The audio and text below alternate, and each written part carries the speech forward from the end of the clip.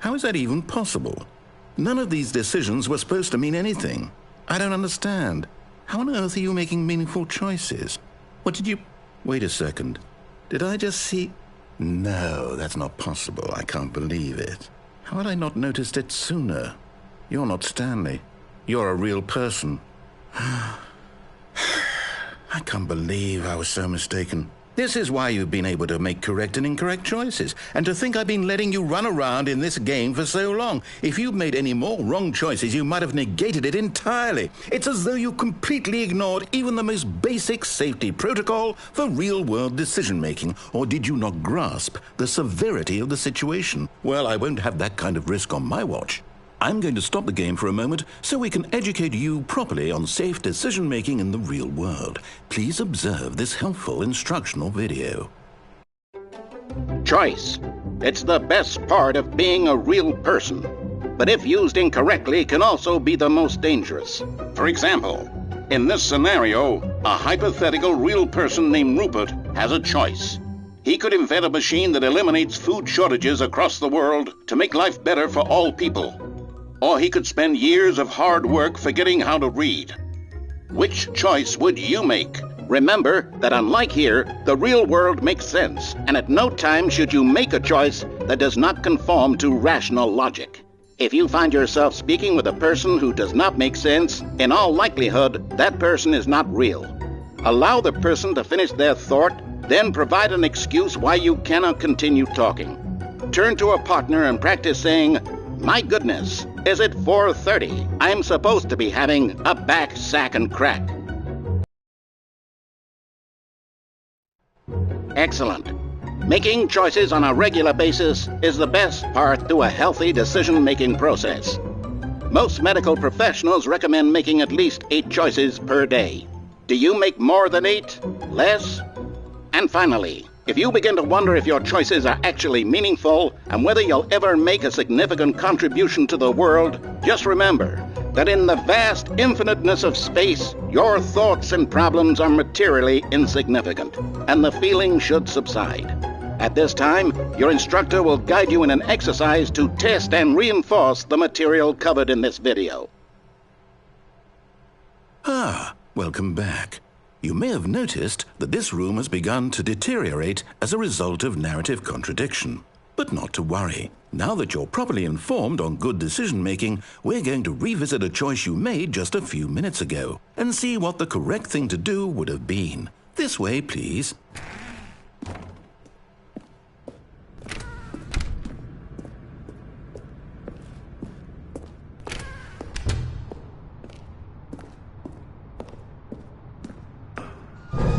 Now that we know your choices are meaningful, we can't have you jumping off the platform and dying. Imagine the main character dying senselessly halfway through the story. That story would make no sense at all. We just need to get you home as soon as possible before the narrative contradiction gets any worse. Unfortunately, it seems this place is not well equipped to deal with reality.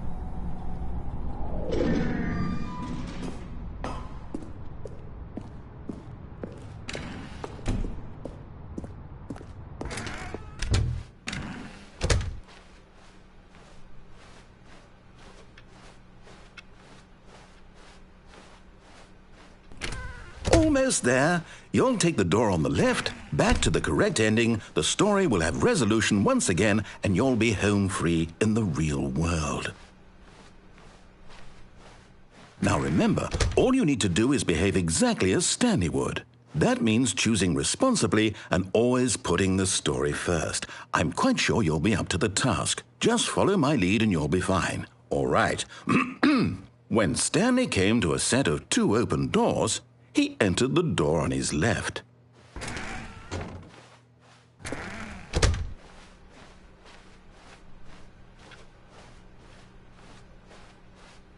Yet there was not a single person here either.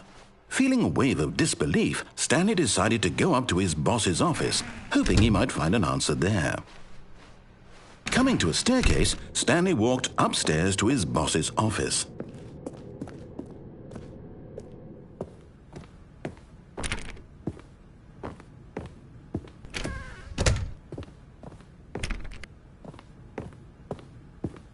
Stepping inside his manager's office, Stanley was once again stunned to discover not an indication of any human life. Shocked, unraveled, Stanley wondered in disbelief who orchestrated this, until he saw the door with a voice receiver next to it. Surely behind this door lay... Beyond all probability, he knew the passcode. He had seen it on his boss's computer just last week. Night Shark 115. Was this the code to open the door? Would it still work? There was only one way to find out. Stanley had been trained never to speak up, but now he would draw from within himself the courage to face the unknown. He drew a sharp breath and then spoke the code.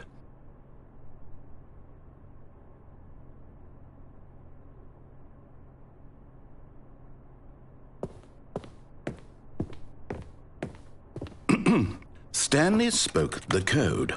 Night Shark 115. He spoke it into the receiver, right there on the wall.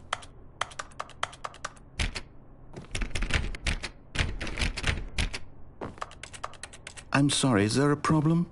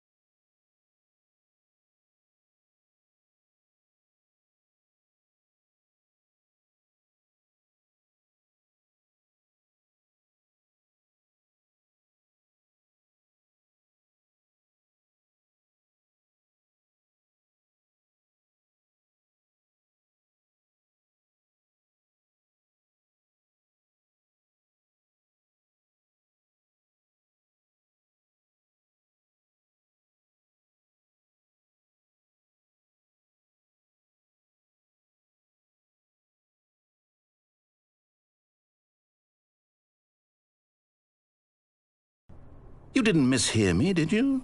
Please speak the code into the receiver. Otherwise, we can't get on with the story. This is a crucial step.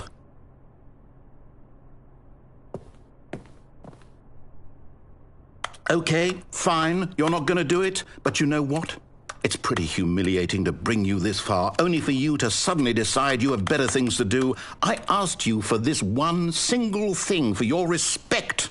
The kind of respect Stanley shows for his choices. He knows what it means to take a story seriously.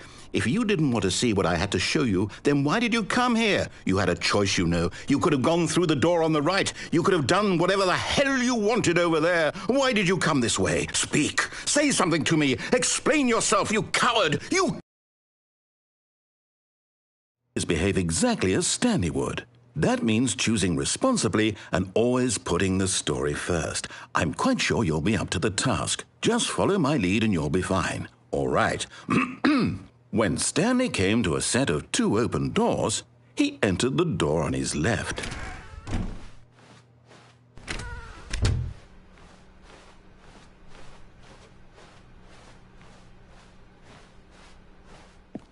Yet there was not a single person here either. Feeling a wave of disbelief, behave exactly as Stanley would. That means choosing responsibly and always putting the story first. I'm quite sure you'll be up to the task. Just follow my lead and you'll be fine. All right. When Stanley came to a set of 2 open doors, he entered the door on his left. No! Why did you do that? quickly. Hurry back in the other direction. Perhaps we're not too late.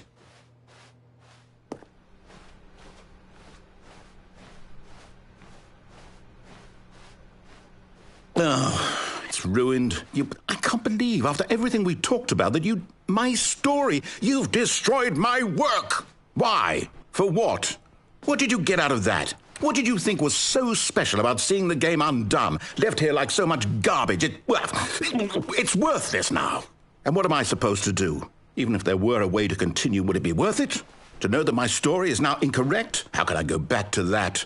I can't erase that knowledge. I'll have to live with it forever, reliving its impossibility forever. I couldn't live that way. Is it better to shut the game down entirely? To willingly destroy all of my work? I don't know. What's the answer? What do I do? What do I do? What do I... No, I have to. I have to shut the game down. I have to. I have to.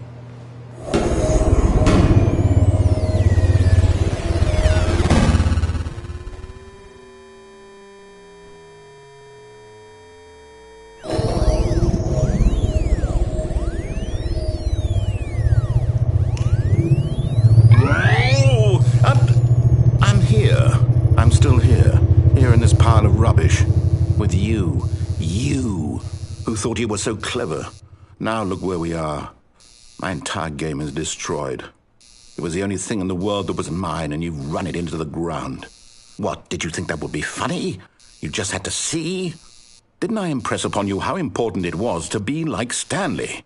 He actually knows how to do what I tell him to. He understands that if I say to do something, there's a damn good reason for it.